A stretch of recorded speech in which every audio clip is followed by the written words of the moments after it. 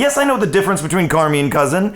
Cousin is the one who, well, we have the same taste in music. I love Taylor Swift, too. I just needed a break, you know? You are currently watching Jakesplains Top Chef Season 21, Episode 5, that I am calling Tortured Supper Club Department. Up, and I've just got this just right in my face. I don't know why. She's in the news for some reason. Savannah wakes up and the first thing she thinks of is, how to rank me among the hottest men she knows. I woke up this morning and I was like, wow, like top 10. And we learned that Laura's parents were really eager to have the house to themselves. You are 15, you are 16, you are old enough to have a car and apartment. Kristen sends the chefs a hostage video she made for them. Let me see. What's this? Good morning, chefs. You are treating me good here. The food is tasty and nourishing. I am so sorry for everything that has happened. The chefs only have 20 minutes to shop at the Dane County Farmers Market, and this is before they know what the Quickfire Challenge will be, so they don't even know what they're cooking with this ingredients. They get to step in and mow down some farmers market patrons, but thankfully Mr. Milwaukee plays it safe. I don't run. And then we learn some devastating news. My boyfriend Justin had been giving me quick fires. Savannah has a boyfriend? You know what? I'm not sweating it. He seems a little controlling. You know, every time we went to the farmer's market, I was being timed. And then we learn some less devastating news. What I like to do with my girlfriend Kevin has a girlfriend? on Sundays is the shakshuka. Do I need to go to France? We meet the guest judges for the Quickfire Challenge, James Beard award-winning chef Tori Miller, and W. Kamal Bell, who doesn't get out of the house much and knows even less about TV shows. Tired of being at home looking at the TV to see how the food tastes. Kristen discusses Carson Gulley, who is the first black cooking show host, and the Quickfire Challenge is to make a dish with one of his famous sauce recipes paired with the ingredients they bought from the farmer's market. Do you? Dan gets a little upset with Laura after she swaps out the recipe that she first picks. If that's what you need to do to win, that's what you need to do to win. Do you? Raska talks about my strategy when I go to pick up girls at a bar. I think what they're looking for are risk takers. And then she mentions how she prefers to eat a box of chocolates. My brain automatically thinks out of the box. Good choice. Savannah then warns her that she can't go into great detail about what she's thinking about right now. Russ it's dirty. And Dan sings a song that is somehow diegetic to the episode. Kevin discusses what his girlfriend uses as a code word when they want to get busy. Just need to peel my pepper. Planning begins! Danny made a quick pickled cucumber salad with yogurt and sour cream horseradish sauce. Dan made a diced grilled vegetable salad with fried bread and fried egg aioli with capers. Savannah made a salad with mustard and peach vinaigrette, poached egg, plums, peaches, and ground cherries. Kevin also made a poached egg, and I'll give you a hint as to how to pronounce this word. The word itself makes some men uncomfortable. Cigaina. Oh, yeah? Okay, let's not talk about vaginas. Let's talk about something else. His dick, or his rod, or his... Ram Schnitzel. I'm not joking. I forgot the word made in this sentence, and so it says, Charlie fingering potatoes. Charlie made fingerling potatoes with honey and tomato chev and roasted pepper and Creole sauce. Raska made a Spanish sauce Moroccan stew with jalapeno popcorn. Amanda made a Thai salad with coconut egg sauce and sweet pickles. Michelle made a spinach and feta baked egg with raisin and ham sauce. Laura made a fattoush salad with fried tomatoes, eggplant, and feta. Manny made a farmer's market succotash with tomato sauce, rainbow trout, and kimchi. The only thing Kamal sees Manny serving is beefcake. These aren't gym muscles. Michelle, Amanda, and Kevin were at the bottom. Michelle's dish didn't come together very well. It was like Taylor Swift and Slipknot happening at the same time. Making me do this. Kevin had no texture, and Amanda's was salty again. Understand. God damn it! Charlie, Laura the cheater, and Manny all at the top. Hooray! Charlie. And Charlie wins.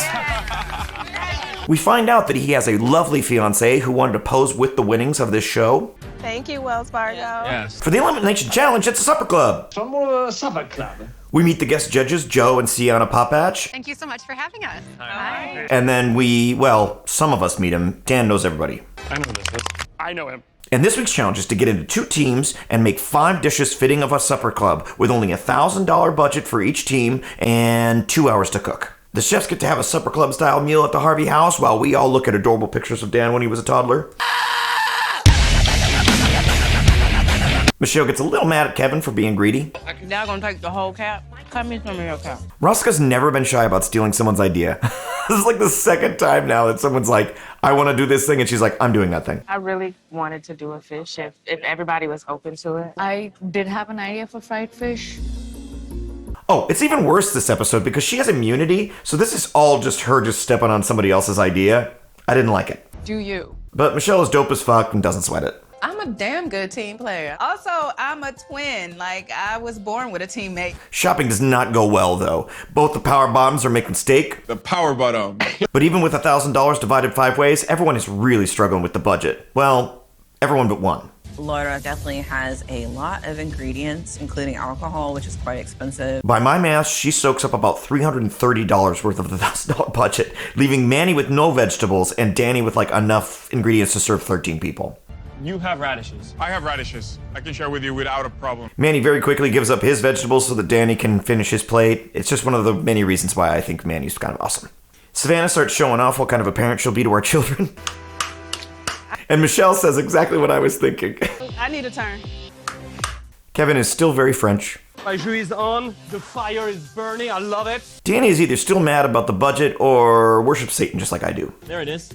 Black like my heart right now. The judges arrive, and while Tori Miller regales us of his tale of his annual outing with his wife, for some reason the TV show cuts to this amazing camera stare down starring one of Joe Popach's eyes.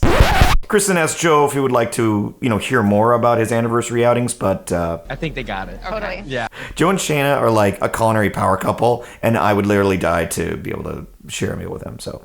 Do you? Plating begins! Danny made pickles, vegetables, black garlic tahini, labna and za'atar, smoked whitefish, and frenna bread. Charlie made epis rubbed fried trout, coconut epi sauce, and preserved lemon pickles.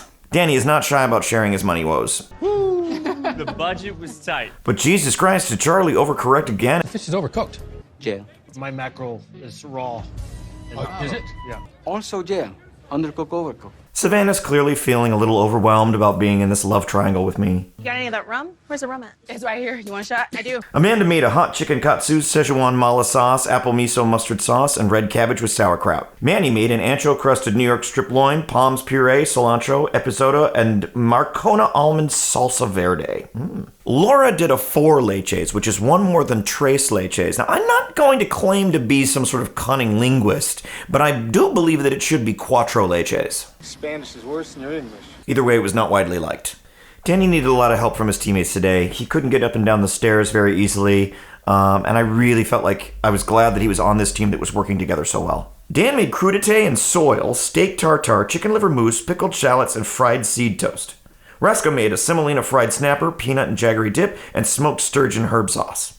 Dan nailed it. The only complaint was from Gail. I'm just annoyed that he gave us 3 pieces of vegetables and we still have all this stuff. Raska's fish was too salty, and it really didn't look good on the plate. I have no idea what she was thinking today. Savannah made a chicken tonkatsu, white sturgeon caviar emulsion, and sweet pickle cabbage. And Kevin served a very rare beef tenderloin.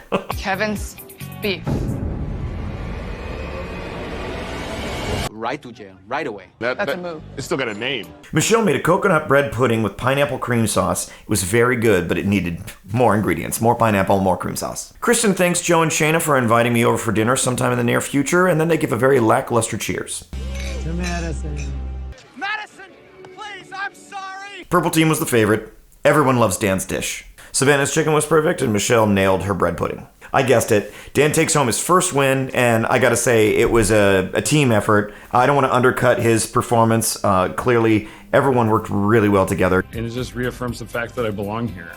When it comes to the green team, unsurprisingly, either through some sort of producer prompt or just through simple questions, the judges figure out very quickly that 2 of the chefs did not have any budget left to make their dishes complete. He didn't have the ingredients, so I decided to give them to him. This budget really is Where did it go? challenging. And Laura gives this half-assed excuse about being too excited to fit within the constraints of the budget.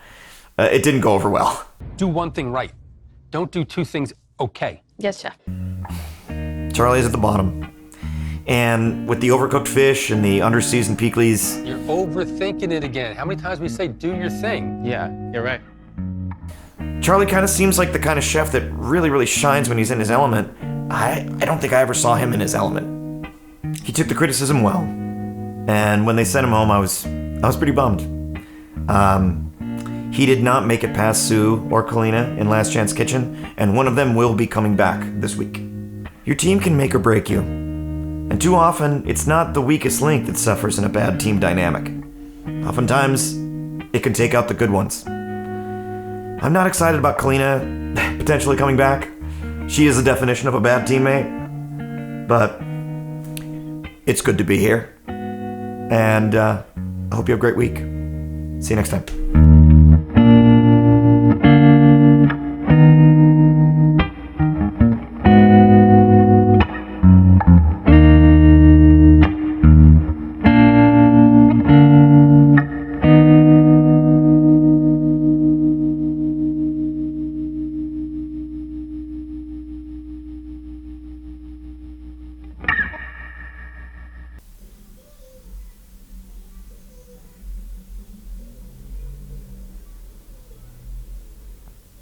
Car with weird stereo. Making me do this. Making me do this. It has a little. Harder. What? Do you?